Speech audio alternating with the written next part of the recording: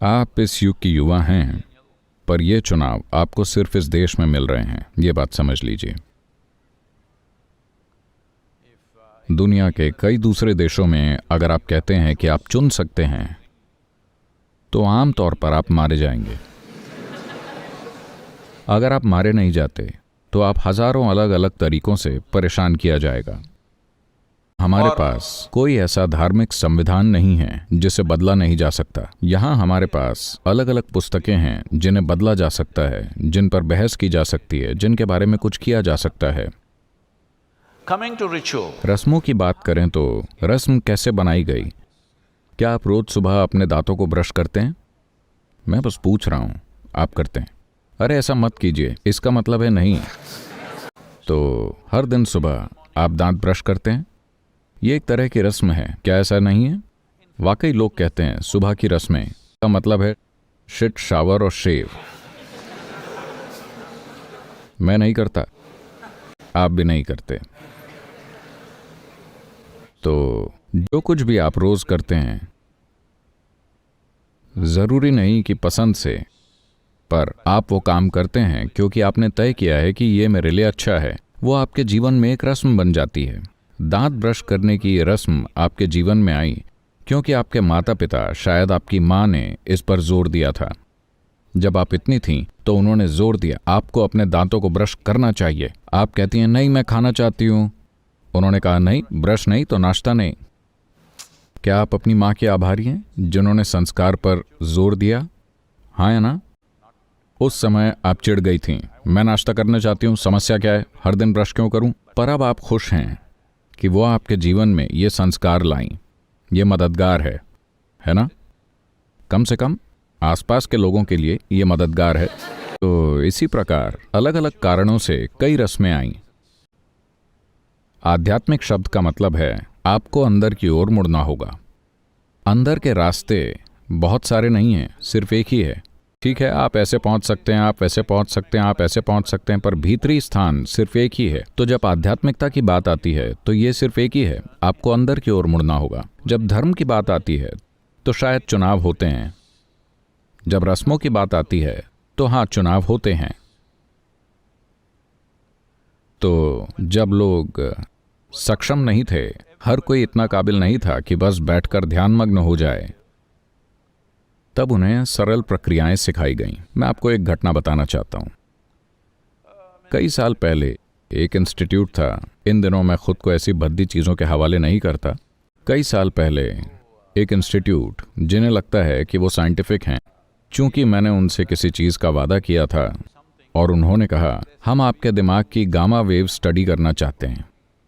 मुझे पता नहीं था कि मेरे दिमाग में गामा वेव्स हैं। मुझे पता है कि मेरा चलता फिरता दिमाग है, पर मुझे नहीं पता कि मेरे दिमाग में गामा वेव्स हैं। उन्होंने कहा नहीं नहीं, हम गामा वेव्स का अध्ययन करना चाहते हैं। मैंने कहा ठीक है, मुझे क्या करना होगा? उन्होंने कहा आप यहाँ बैठिए, और उन्होंने मेरे शरीर पर 14 इलेक्ट्रोड्स लगाए और कहा आप ध्यान कीजिए। मैंने कहा मुझे ध्यान करना नहीं आता। उन्होंने कहा पर आप सबको ध्यान करना सिखाते हैं। मैंने कहा मैं लोगों को ध्यान सिखाता हूं क्योंकि वो स्थिर नहीं बैठ सकते। अगर आप चाहते हैं कि मैं स्थिर होकर बैठूं तो मैं बिल्कुल स्थिर होकर बैठूंगा, अंदर भी और बाहर भी। पर आप जानते हैं कि रिसर्च के लिए पैसे दिए जाते हैं। साइंटिफिक रिसर्च हमेशा आर्थिक मदद से चलती है, तो उन्हें नाम चाहिए। उन्हें ध्यान कौन सा है और गामा तरंगें, जो भी बकवास। पर मैं उन्हें ऐसा कोई सुख नहीं देने वाला। मैंने कहा अगर आप चाहते हैं कि मैं बैठूं और कुछ न करूं तो मैं कुछ नहीं करूंगा, पर ध्यान नहीं। तब बहुत चर्चा के बाद शायद उन्होंने कुछ नहीं के लिए एक नाम ढूंढ लिया। फिर उन्होंने कहा ठीक है, आप कुछ मत कीजिए। मैं बैठ गया। लगभग 15-20 मिनट बाद आपकी कोहनी में एक अजीब जगह है जहां चोट लगे तो झन्नाहट होती है। तो उन्होंने एक धातु की बस्ती ली और टुक टुक टुक उस जगह पर मारने लगे। वो बस मेरी हथेली को सुन्न कर रही थी। फिर उन्होंने मेरे टखने पर मारना शुरू कर दिया। दर्द लगातार बढ़ता जा रहा था। फिर मैंने सोचा कि वो मुझे इस तरह पीट क्यों रहे हैं, मेरी गलती क्या है? जब मैंने अपनी आंखें खोली तो वो सभी मुझे अजीब नज़रों से देख रहे थे। मैंने कहा क्यों, क्या मैंने कुछ गलत किया? उन्होंने कहा, हमारी मशीनों के अनुसार आप मर चुके हैं। ये तो आपने गजब निष्कर्ष निकाला है। और फिर वो आपस में बोले, बिल्कुल, ये आदमी बोल रहा है तो ये मरा नहीं है। तो उन्होंने कहा, हो सकता है कि आपका दिमाग मर गया हो। मैंने कहा, मुझे आपकी ये दूसरी राय पसंद नहीं है। अगर आप मुझे मृत्यु प्रमाण पत्र देते हैं तो मुझे कोई दिक्कत नहीं है, लेकिन ब्रेन डेड मेरे लिए अच्छा नहीं है, क्योंकि ये मेरी गतिविधियों को प्रभावित करेगा। अगर आप अपने अंदर सब कुछ संभाल सकते हैं तो कोई समस्या नहीं है। ये सबसे अच्छा तरीका है। बस यही योग है। अगर आप इस पूरी मशीन को कैसे संभालना है, इस मशीन के सभी स्तरों को, आपके शरीर, आपके विचार, आपकी भावनाएं, आपकी ऊर्जा, हर चीज आपको पता है कि इन्हें अंदर से कैसे संभालना है, तो आपके लिए कोई रस्म नहीं है। मेरे पूरे जीवन में कभी मैंने प्रार्थना नहीं की, पर हर चीज के प्रति मेरे अंदर भक्ति है। अगर मैं एक पहाड़ देखता हूँ, या चट्टान, या एक पेड़, या गाय, या फिर आदमी, महिला या बच्चे, तो मैं प्रार्थनामय हूँ। मैंने किसी भगवान से किसी चीज के लिए कभी प्रार्थना नहीं की। तो मैं किसी भी तरह से कोई रस्म नहीं कर रहा हूँ, क्योंकि अगर मैं अपनी आंखें बंद कर लेता हूँ तो मैं अपने जीवन के भीतरी और बाहरी दोनों चीज़ों से निपट सकता हूँ। मैं इसे ठीक करना चाहूँ तो मैं आंखें बंद कर लेता हूँ, अगर मैं उसे ठीक करना चाहूँ तो मैं अपनी आंखें बंद कर लेता हूँ। अगर आप पर्याप्त साधना करते हैं तो आप ऐसे बन सकते हैं। ये पहुँच से बाहर नहीं है, ये हर इंसान के लिए उपलब्ध है। वो बस पर्याप्त ध्यान नहीं देते। पर अगर आप ये नहीं जानते और आप शांत बनना चाहते हैं, आप नहीं जानते कि स्थिर कैसे बैठना है, तो मैं क्या करूँगा, मैं आपको एक मंत्र सिखाऊंगा। ठीक है, ये कहिए हर दिन सुबह 20 मिनट आप ये कहिए। अब आप शांत हो जाते हैं। यह आपकी रस्म है।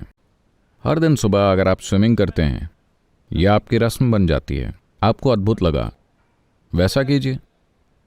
कोई रस्मों के तौर पर योग कर रहा है, कोई पूजा कर रहा है, कोई मंत्र बोल रहा है, कोई गीत गा रहा है।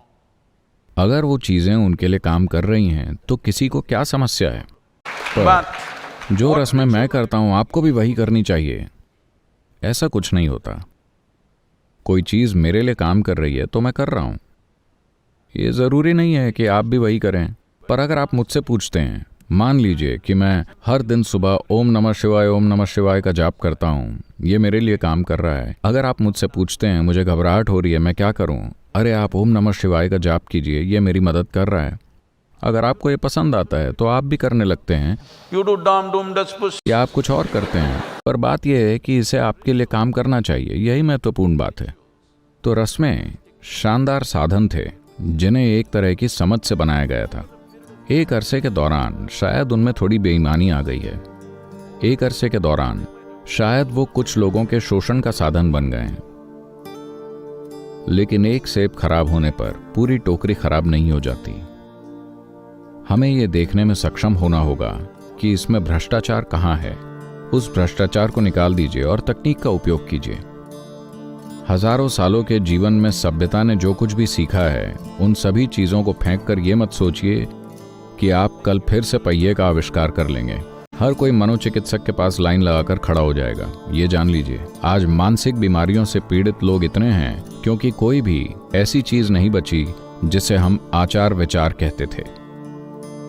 इस जीवन के बारे में कोई तर्क या समझ नहीं है। मैं ऐसा क्यों हूं, मेरे अस्तित्व का स्वभाव क्या है, न आचार न विचार, ऐसा कुछ भी नहीं। देखिए, अगर आपकी माता या पिता ने इस बात पर जोर नहीं दिया होता कि दांत साफ करने की रस्म होनी चाहिए, तो ये हॉल कितना बदबूदार होता। क्योंकि आपकी आजादी की वजह से आप में से कुछ या सभी अगर ये तय कर लेते कि मैं ब्रश नहीं करूंगा, क्या समस्या है? हो सकता है कि आपके लिए कोई समस्या ना हो, लेकिन बाकी सभी परेशान होंगे। अगर आप अपना मुंह खोलते हैं और बदबू फैलाते हैं तो जरूरी नहीं कि ये ब्रश न करने की वजह से है। आपकी संस्कृति, आपका व्यवहार, आपके बोलने का तरीका, बैठने का तरीका, खड़े होने का तरीका, अगर आपके आसपास के लोग आपकी वजह से परेशान हो रहे हैं, ये हर जगह हो रहा है। क्या ऐसा नहीं है? खासकर लड़कियों के लिए, है कि नहीं? अगर आप शहर की किसी बस में चढ़ते हैं, क्योंकि इन सभी चीजों को रस्मों के रूप में सिखाया गया था कि आपको कैसे व्यवहार करना चाहिए। जब हम अपने घर में बड़े हो रहे थे तो वहाँ हमारी बहनें थीं। आप उनके साथ तू तड़ाक करके बात नहीं कर सकते थे। आपको हमेशा उनके साथ सम्मान से बात करनी होती थी। जब वो छोटी बच्चियां थी तब भी हम उनसे लड़ना चाहते हैं, हम उनकी पिटाई करना चाहते हैं, पर नहीं।